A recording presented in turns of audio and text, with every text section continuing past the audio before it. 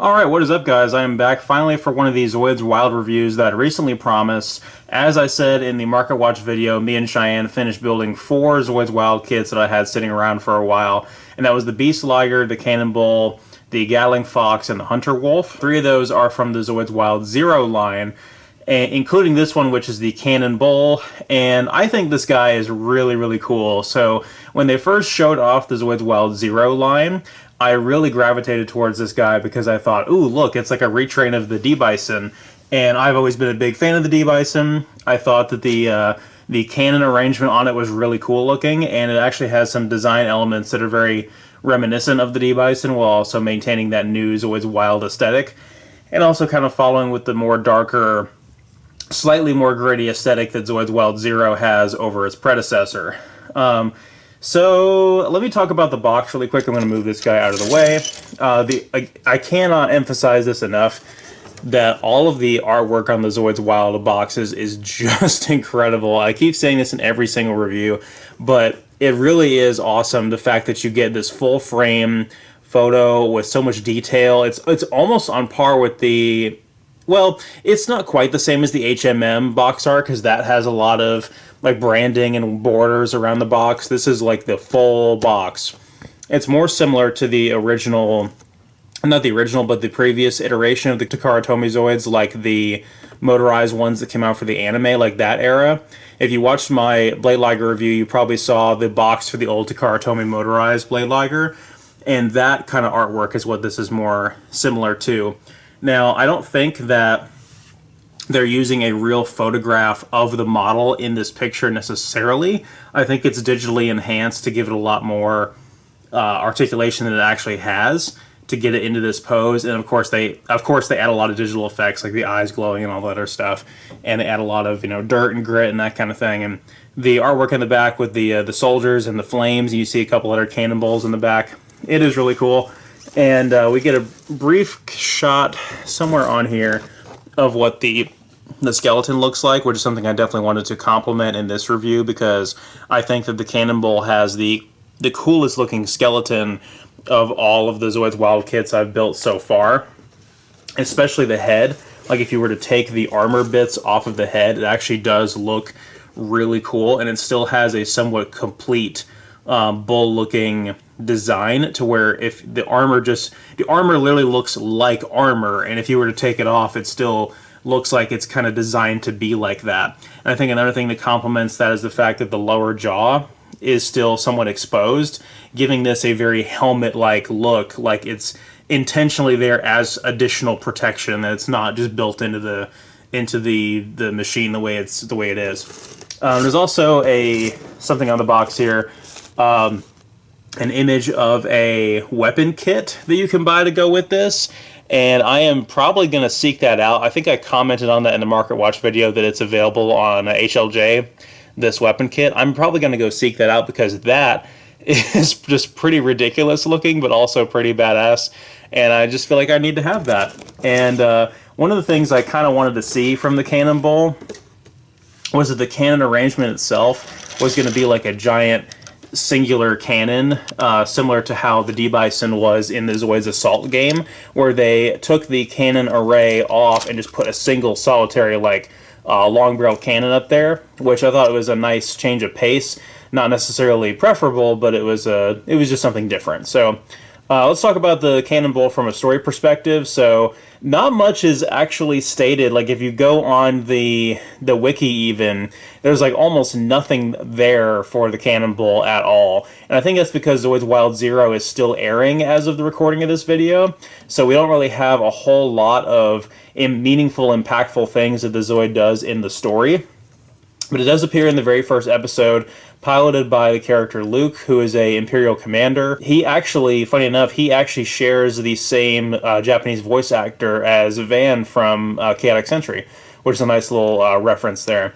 And so one of the things you'll notice about the Zoids Wild kits, I think it's all the Zoids, yeah, it's the Zoids Wild kits, but it's a little bit more obvious with the Zoids Wild Zero ones. You can tell by the color of the title of the Zoid up here if it's a good guy or a bad guy, basically. I thought initially that the Cannonball was going to be a good guy, but I guess it's not. which is fine. I guess it can't quite be like the D-Bison, but it does look very fierce and intimidating, like it would make for a good rival Zoid or a good antagonist. So very excited to see what it does in the anime once the anime is finished and we've had the full opportunity for it to run its course. Talking about the actual model kit itself here, in terms of the build quality, this was the first one that we finished that night. And it's not just because I had already built 2 Zoids Wild kits before building this one, because Cheyenne is incredibly fast at building model kits, and she's also highly, highly competitive. So she was actively trying to race me to finish her Hunter Wolf before I finished this, and I still had this thing built first, and so I feel like the actual skeleton portion of it itself is very, very easy, and it also has some very large pieces that consist of a lot of it. So the tail is one single piece, the cannon array up here is one single piece, the horns are each one single piece, which kind of simplified the build a little bit, but other than that, pretty solid overall. I love this thing from an aesthetic perspective because it's got this nice triple barrel cannon under here, which has a very different look than the underbarrel cannons that a lot of Zoids had, even the original D-Bison. Like I said, I love the way the head looks and the armor, the lower jaw still being exposed there from the original skull. The horns are like kind of articulated, so you can, they're not necessarily meant to be, but you can position them differently. Like if you wanted to go for a look more like this, you could do that, which honestly does look really, really cool. Or you could position them even like downward like that. Like no matter which way you point them, it just gives this thing an awesome look. But I kind of like to have them just straight forward like that, because I think that makes them more like a weapon and also gives it a more reminiscent look to the original D-Bison.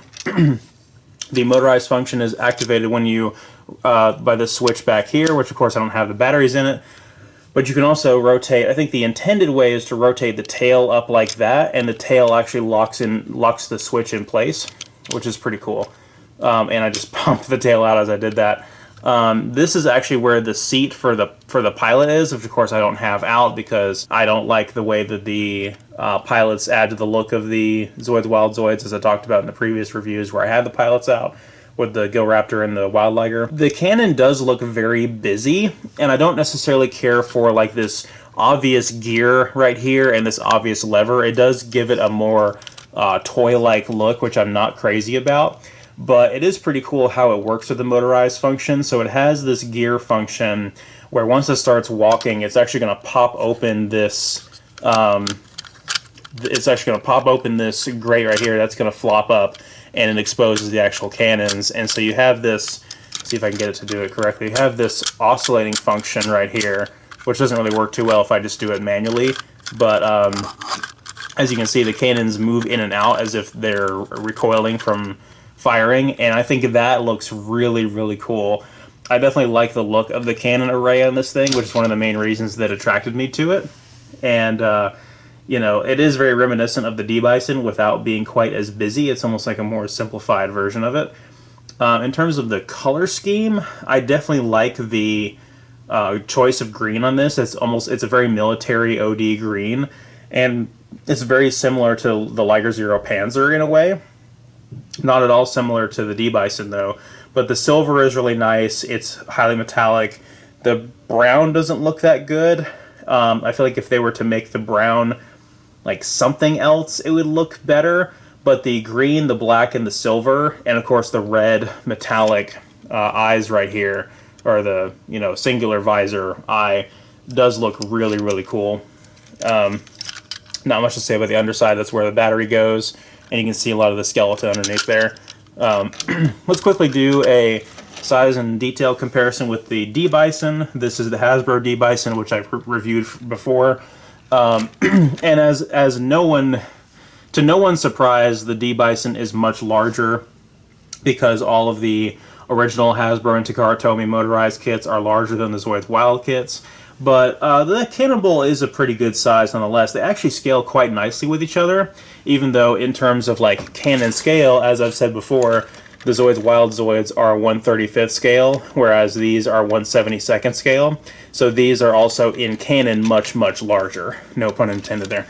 And again, the horns facing straight forward do give it a very similar look. You have that that jaw effect going on as well there. The treble barrel cannon underneath. And then one of the things I thought was a very on-the-nose direct reference is just the shape of the shoulder armor plates there, and how you have the little crossbars, the little grating in there. It looks almost exactly the same.